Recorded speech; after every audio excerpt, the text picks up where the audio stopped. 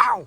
Most people try to avoid getting stung by nettles, but what if I told you that the stings could actually be good for you? Urtication is the practice of intentionally stinging the skin with stinging nettles to treat pain and inflammation. When you brush against a nettle, the tips of tiny spines called trichomes break off and inject a whole load of chemicals into you. Interestingly, a couple of the things in a nettle sting are serotonin and acetylcholine, neurotransmitters that help with happiness. But in case you're wondering why you don't feel happy when you're stung, it's because you're also injected with things like histamine and formic acid, triggering urticaria, also known as hives. And of course, that stinging and itchy sensation we all know too well. But here's the amazing part about nettle stings. The reaction you get from a nettle sting can actually help reduce inflammation in the body. It might sound crazy, but for centuries, people have practiced urtication. As a reminder, that's intentionally stinging yourself with nettles to treat conditions like arthritis and joint pain. Science backs this up. Nettle stings stop the body from making certain inflammatory chemicals, which means less pain, less swelling, and even reduced dependence on medication. Nettle stings have been shown in clinical studies to help in this way with osteoarthritis or rheumatoid arthritis. Anecdotal stories that I've heard also backs this up. I've heard feedback from people who suffer from arthritis in their hands getting quick relief from urtication,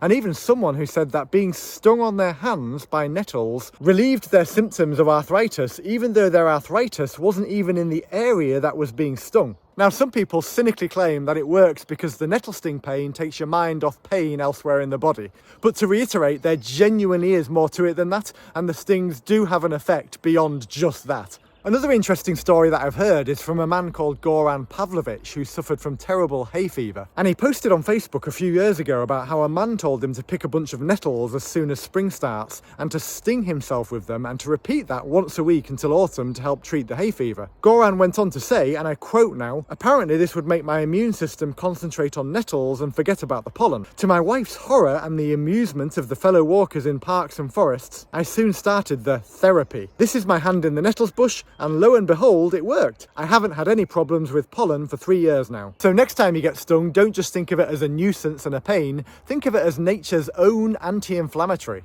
Would you be brave enough to try it on purpose? Don't worry, I totally understand if you don't want to. That's why I do crazy things like this, so you don't have to.